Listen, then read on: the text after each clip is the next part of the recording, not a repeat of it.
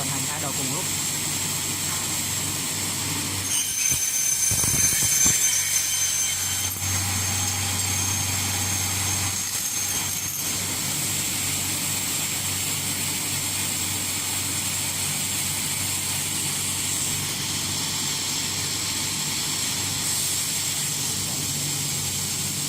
Đương nhiên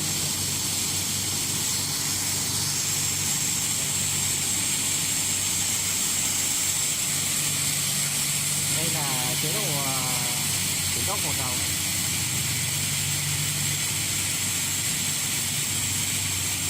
Góc 90 độ. Sử dụng một đầu.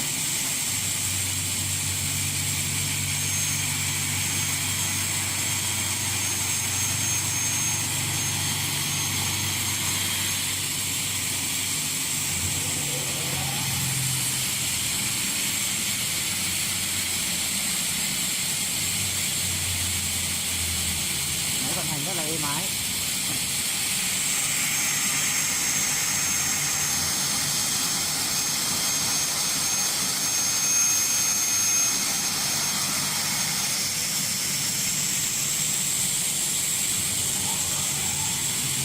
Các hai đầu cùng một lúc.